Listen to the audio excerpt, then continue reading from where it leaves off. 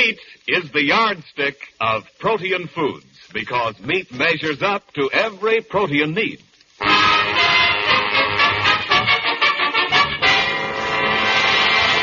The American Meat Institute presents The Life of Riley, a half hour with radio's friendliest family, and starring William Bendix as Riley.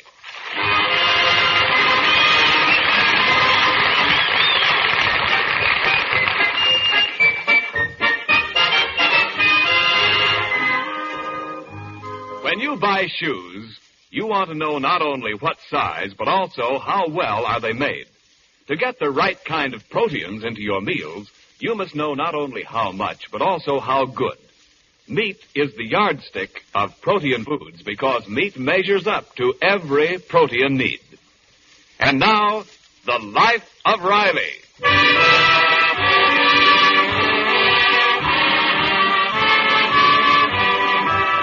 Well, it's a fine spring evening in the suburb of Los Angeles where the Rileys live. War worker Riley has just returned to the bosom of his family and is receiving a communique on current events at home. Hey, Pop, are you going to be busy after dinner? I don't know, Junior. Why? Well, you know that rabbit hut you built me? Yeah. Well, I think we got to add some guest rooms. Nothing doing, Junior. When I built you that hutch, I explained to you that it was only for one rabbit. I know, Pop, but you should explain it to the rabbit. Say, how's about starting dinner, Dumpling? Just a minute, dear. What's your hurry? I'm just using strategy. Just once I want to reach for some meat without getting slashed by your Uncle Baxter. How you exaggerate. Uncle Baxter isn't a big eater. Of course, he does like to nibble now and then. Yeah, I've seen the way he nibbles. This morning there was a foxhole in the chocolate cake. Well, last night he had a headache. He thought a bite to eat would draw the blood from his head. What we need is something to draw his head from the icebox. Oh, hello, Daddy. Hello, Dad. Dad, what were you talking about when I came in? Well, I was saying that your mother's uncle is... Never mind, Riley. No free speech anymore. Well, my dear children. Oh, hello, Uncle Baxter. Now, don't tell me it's dinner time already.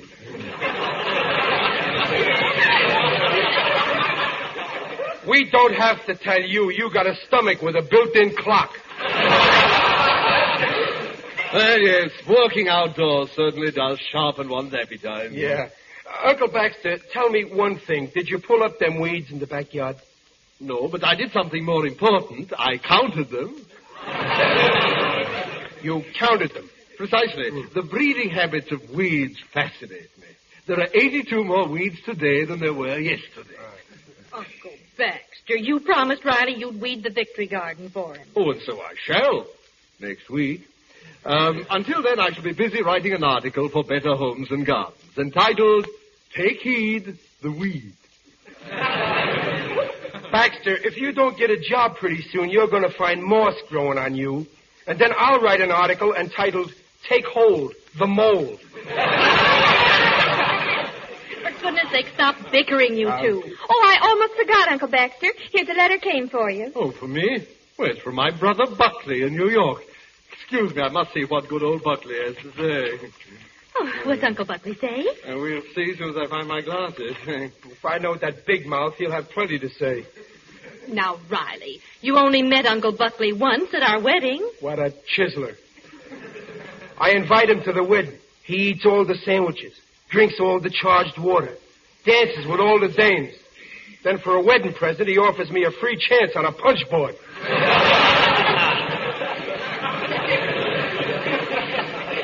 He meant to buy us a real gift later on, but, you know, with Uncle Buckley, he'd have $1,000 one day and nothing the next day. Well, I met him. It must have been the next day.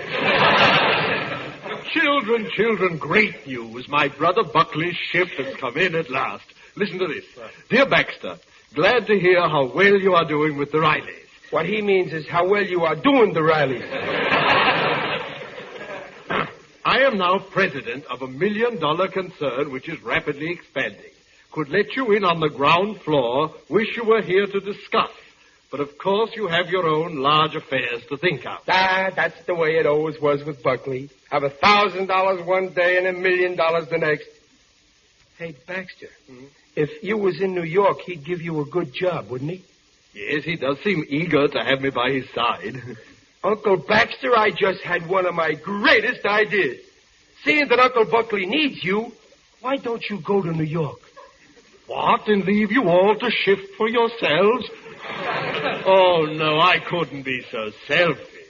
But, Uncle Baxter, if it meant a new start for you, we wouldn't mind your going. We'll be brave. But, children, this little nest has become home to me. This little nest will not miss one little bird. A vulture. It would be the making of you, Uncle Baxter. New York. What a town. The Empire State. The Waldorf Astoria. The Fulton Fish Market. But, Riley, Uncle Baxter hasn't enough money to go to New York. But he's going to have. How? I've got a little dough saved up, and I'm going to use it to start Baxter climbing up the ladder of success to Uncle Buckley's ground floor. What do you say? Oh, Riley, that's a wonderful idea. You know, it does sound attractive. Huh? By Jove, I'll do it. Attaboy, Uncle Baxter. Right after Grub, you and me are going downtown and buy a ticket on the fastest train they've got.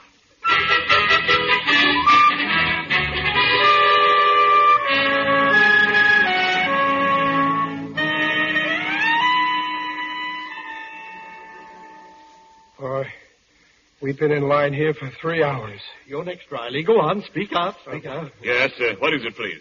We want a reservation for New York. A drawing room will do. On your fastest train. What year do you want to go? The best trains are sold out months in advance. Next, please. Have you any trains going to New York? Any trains at all? Anything with a lower berth? Berth? We haven't even got a chair for 3 weeks. But, my dear fellow, I've got to get to New York immediately. There must be some way. Sure. Can you operate a hand car?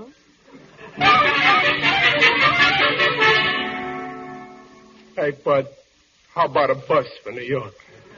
There's anything with seats in. Hey, Joe, here's a guy who wants a seat to New York.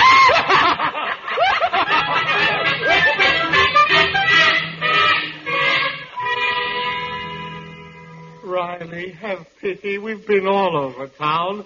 There's no way to get to New York. Maybe you could take a trolley. Keep asking for transfers. Look, there's a place. The Crow Flies Travel Bureau. I am not going to New York by crow. Look at that sign. Go east by bus. Only $21. Come on, let's try this. This shabby place? How can they get me to New York for $21? Well, this guy can do it cheap because he's down in the basement and he ain't got no overhead except the street. Well, what'll it be, gents? The Crow Flies Travel Bureau at your service?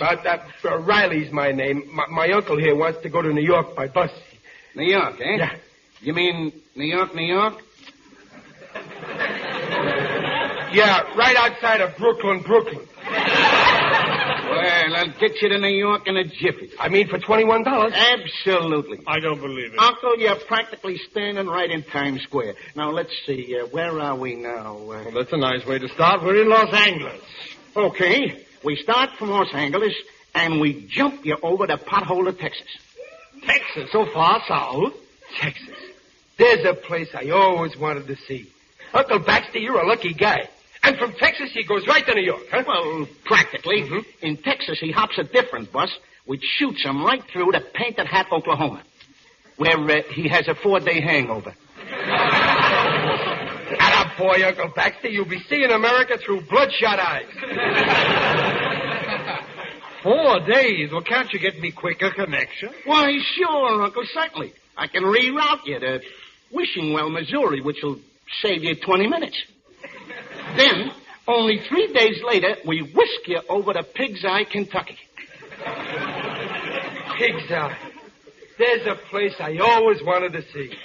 The Old South. Yep, and from Kentucky, the next jump is up the good old Mississippi River. Ain't that romantic? A bus up the Mississippi. Can he leave tomorrow? Sure, but it ain't a bus. It's a boat. I can't ride on a boat. I'd be seasick. Why, just think of them moonlight nights on the Mississippi. With the banjos twanging and the nice cool glass of that crinoline. Uncle Baxter, you'll be a new man when you get off the boat in Chicago. Riley, the Mississippi does not run through Chicago. Well, that's right. The boat takes you up to Cairo, Illinois. And, get this, man. What? No waiting at all. I shoot you up the Ohio River on a launch. But. And in no time at all, you're safe and sound in Custer's Crossing, Missouri.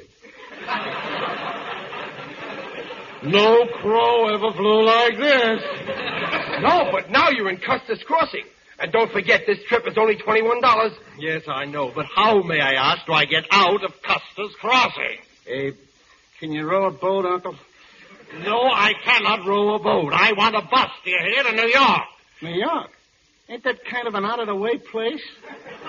Look, I'm sorry, mister. We don't have any connections for it in Custer's Crossing. Don't forget, there's a war going on. Then I'll wait till it's over.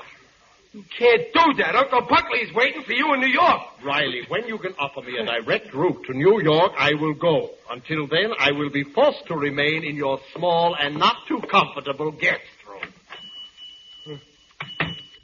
Ain't them relatives murder, Mr. Riley? Yeah, he's been a grindstone on my neck for 2 years. Well, come here. What? Listen. For $5, I know a voodoo woman who'd sell you go-away powders.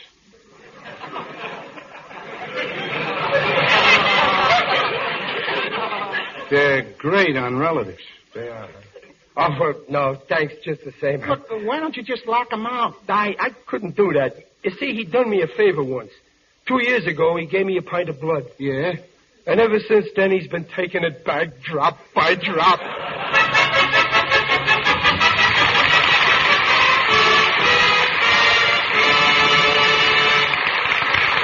Time out from the life of Riley. This is Ken Niles as spokesman for your meat industry. Today, if you took a trip through farm country in almost any part of our nation, you would see lush spring grasses growing taller and richer, the green fields of the western ranges, the bluegrass of Kentucky, clover and alfalfa, and dozens of other forage crops in field and pasture. There, growing in those fields, is an important part of your next winter's food supply. No, nobody is planning to make you eat grass or clover or alfalfa. The finely bred meat animals of our country's ranges and pastures and farmyards turn this grass into roasts and steaks and chops. Cattle, sheep, and hogs make grasses into meat. Some livestock, then, is fed grains and other finishing feeds before they move on to market, onto the bridge, which is your meat industry. On that bridge, they are changed into fresh meat, canned meat, ham and bacon, sausage, lard, and into hundreds of byproducts needed both for industry and for war. Off the bridge, that is the meat industry, they move through the retailers to your homes or to the military depots that ship food on to our fighters. In bridging the gap between the livestock producers and civilian needs for meat in times of peace, your meat industry has built itself strong enough to serve the needs of both workers and fighters in time of war. And now back to the life of Riley. 24 hours have passed, but to Riley it only seems like a year because Uncle Baxter is still on his hands. Don't take it so hard, Riley. Something may turn up. I don't know, Dumpling. All day long at the plant, I couldn't get it out of my mind. I was working on a big bomber, and I kept thinking if only I could smuggle that plane out of the plant, we could fly Uncle Baxter to New York. Smuggle out a big bomber? Daddy! I know it's a nutty idea. Where you going to get gas today, huh? Hey, Pop, we're famous. Look at Mom. Our family gets mentioned in the paper. Oh, what's it say, Junior? It's in the social notes. It says, Baxter Turnbull, prominent West Coast magnate, will be super chiefing out of L.A. today to join his brother Buckley Turnbull, well-known New York industrialist. Super chiefing out. He ain't even bussing out. Pop, what's this West Coast magnate? That's another name for Santa Monica beachcomber. Look at them suitcases of Baxter's. Standing there so near the door. So near and yet still here. Say, Pop, there must be some way to get Uncle Baxter out of town. Not a chance. One time I even thought of trying to mail him back. What an idea. He'd be covered with stamps. He wouldn't cost so much. 3rd class. He'd have to go 1st class. He's got writing on him. He's got memories of Mabel tattooed on his chest. Well, my dear children. Junior, hide your piggy bank. Here comes that West Coast magnet. Well, children, I've tried all day. Still no transportation. So if I stay a few more weeks, you won't think I'm imposing, will you? Well, since you can't get away, you're welcome to stay, Uncle Baxter. Thank you, Margaret. Thank you, Riley. I didn't say nothing. Be serene, Riley. Count your blessings. Well, I'll unpack my bags again, eh? Call me when dinner's ready, won't you? Just unpack some pajamas and a toothbrush. I ain't given up hope yet. I sure thought next time them bags moved, I'd see 'em going the other way. Well, Babs, help me carry the dinner into the dining room, will you? Yes, Mother. You, Riley, it's me, Waldo Benny. Oh, hello, Waldo. Come on in. Hey, Waldo, how come that wife of yours let you out of the house? Riley, when you got a wife like mine, you got to use strategy. Yeah. This is the night she plays gin rummy with her Aunt Gussie. And you know what I did? No, what? This afternoon, I stole the ace, king, and jack. So they had to send me out for a new deck of cards. That's using the old noggin, Waldo. Oh, I've been doing that for almost a year now. I always take different cards. Pretty soon I'll have a whole deck of my own, and then I can play solitaire.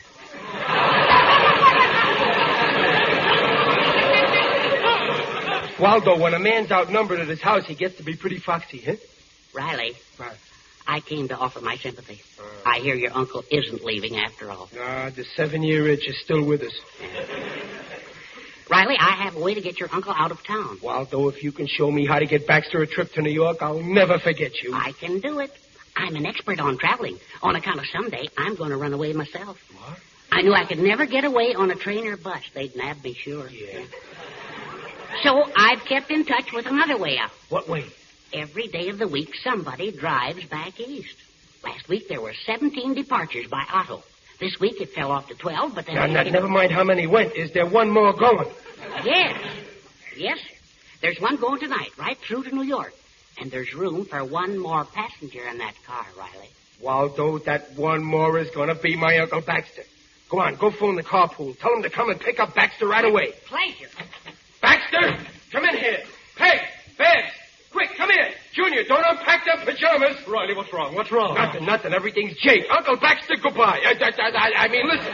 I got a way to get you to New York in a guy's car. But this is so sudden. Call Riley. Pop, what's that? Daddy, what's happened? Peg, wish Uncle Baxter luck. He's leaving. I am? Junior, bring back his bags. He's leaving tonight. Okay. Babs, kiss your uncle goodbye. He's going any minute. Oh. Uncle Baxter, meet me. This is the smartest decision you ever made.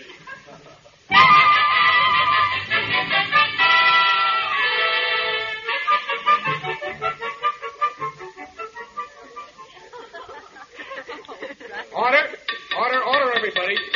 Now, this here is an important event, and time is getting short. This being a farewell beefsteak banquet, only with lamb stew. We all want to say goodbye to Uncle Baxter. I'll be the toast mixer. Uncle Baxter being guest of honor, we got to let bygones go by and say something nice about him, even if it ain't so.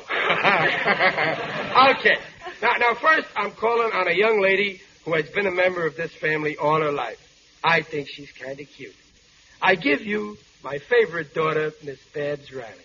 Oh, Daddy, I don't know what to say except, well, goodbye, Uncle Baxter, and we hope you have a great success in New York, and good luck, and... Oh, dear, I'm really going to miss you, Uncle Baxter. Babs, my dear, I'm touched, really. No weeping until he gets in the car to go. Here, Unc, have a cigar. Thank you. Have 2 cigars, one for the trip. Here, let me bite off the end for you, Uncle Baxter. You overwhelm me, Riley. Now I don't feel like going at all. Then you better bite off the end yourself. Now, the next speaker is a young man who is a gentleman and not much of a scholar. My favorite son, I give you Chester A. Riley, Jr. Well, unaccustomed as I am to public speaking, I just want to say that what the last speaker says is what I want to say. Especially goodbye, Uncle Baxter. I mean, good luck, Uncle Baxter. Oh, wait, I ain't through yet. And I hope you make $1 million with Uncle Buckley. Thank you, my boy. And in response, I can only... Wait a minute, it ain't your turn yet. The next speaker is a lady who is not only Uncle Baxter's niece, but is the best cook in 48 states. My favorite wife. I give you Mrs. Peg Riley. Oh, dear, Well, Uncle Baxter, we've loved having you here with us, and we'll miss you terribly. And I wish you'd change your mind, Uncle Baxter, and stay here. And now the next speaker. I am now introducing our guest of honor. He's a Harvard man on account of he was kicked out of Yale. Your uncle and mine, I give you, and you can have him, Baxter Turnbull. Mr. Toastmaster, my dear friends, I am almost at a loss for words. However, since brevity is the soul of wit, I shall only say, for all you've done for me, 1,000 thanks. One for each meal. And in appreciation, I have a little gift for each of you. A small expression of my deep affection. Here, Peg, Riley, Mab, Julia. Treasure them till we meet again at our reunion banquet in my penthouse in New York City. Oh, Uncle Baxter, you bought us all presents? Well, gee, we didn't expect nothing like this. Oh, I've got mine unwrapped. What is it? Look, it's a picture of Uncle Baxter. Oh, how nice. I wonder what mine can be. Unwrap it. Why, mine's a picture of Uncle Baxter, too. What's yours, Junior? A picture of Uncle Baxter. Just what I needed. What's yours, Pop? What do you think?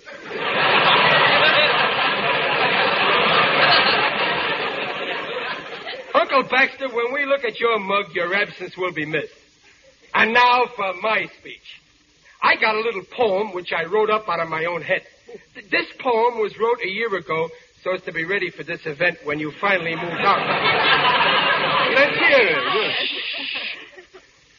Adios, Uncle Baxter. It's time for us to part. There's a great big lump of sadness in the middle of my heart. Farewell, dear Uncle Baxter. It's time to say goodbye. But if you say you're going to stay, I'll poke you in the eye. Hey, Pop, there's the car out there. Yeah, come on, Baxter. Get his bags, Junior. Here's your hat, Uncle Baxter. No, we're not going to a fire. And here's your bunch. Come on. Stop pulling at my sleeve.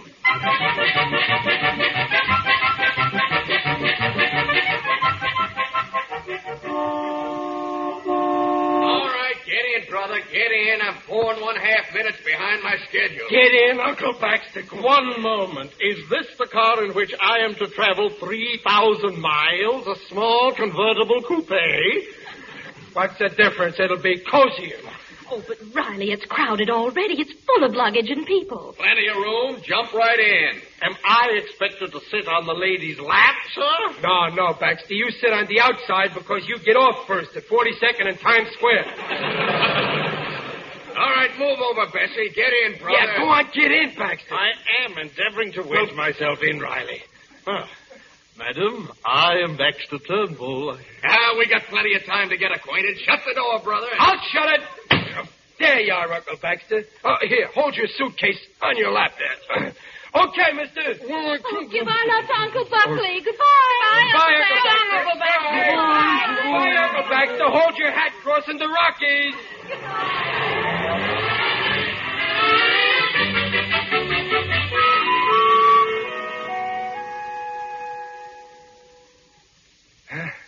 No use waving no more, Dumpling. The car's out of sight. I'm going in the house now and count the rooms.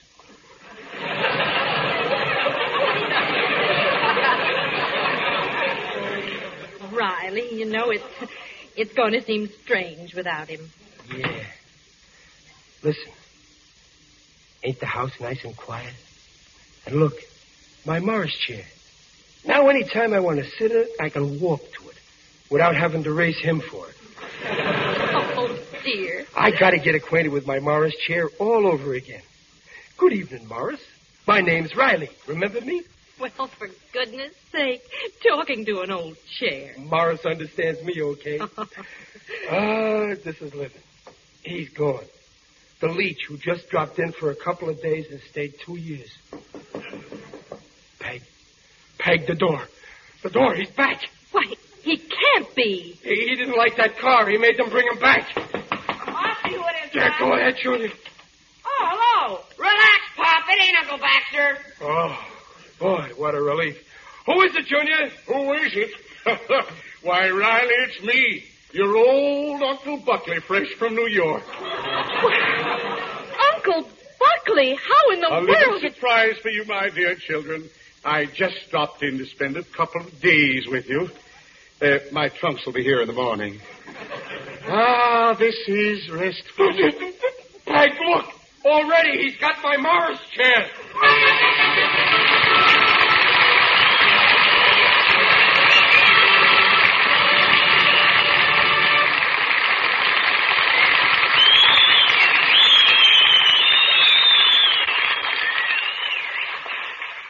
The Rileys will be back in just a moment. Perhaps you housewives would like some suggestions on the best point values in meat, which are effective today for the month of May. The American Meat Institute suggests all types of sausage are especially point thrifty. For example, pork sausage makes a fine meal served with fried apple rings or cornmeal mush, broiled tomatoes, or orange slices. Bacon, too, is something you can use more of now that it's going to remain only 1 point a pound during the month of May. You can have it with your breakfast pancakes or waffles, or wrap it around your meat patties, or use it as a part of a main dish for luncheon or dinner. Pork is one of the best ways of getting more B vitamins into our diet. And pork, like all meats, is an excellent source of the right kind of proteins, the kind that do so much for growth and tissue rebuilding. Yes, meat is the yardstick of protein foods, because meat measures up to every protein need.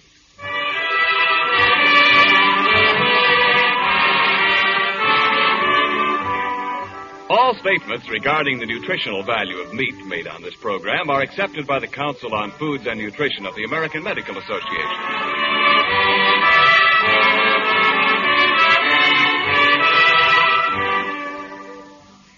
Well, now that you've finished supper, Uncle Buckley... Oh, excuse me, my dear Elise. I'll just have another piece of your delicious pie. Another piece? Be serene, Riley. Count your blessings.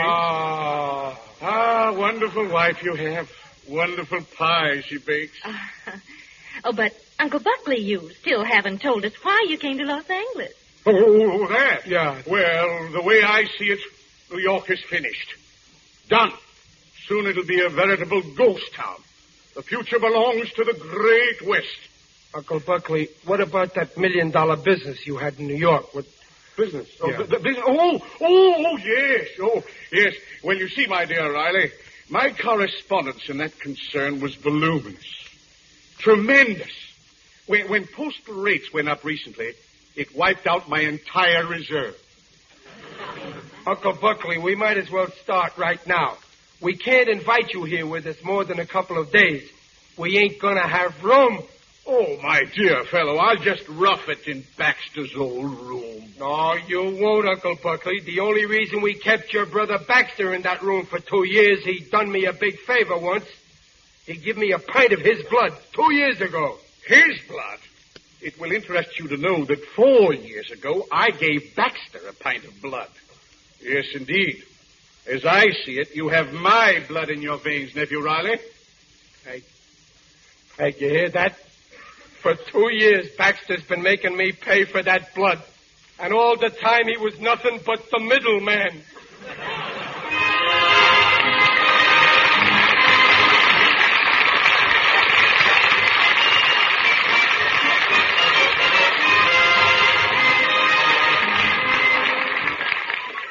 Well, Uncle Baxter's gone, but it looks like Uncle Buckley will be an even sharper thorn in Riley's side. Follow The Life of Riley, starring William Bendix and sponsored by the American Meat Institute, next week at this same time. Uncle Baxter was played by Hans Conried. The program was directed by Don Bernard with music by Lou Cosmo. William Bendix appears by arrangement with Hal Roach. This is Ken Niles inviting you to share The Life of Riley once again next week.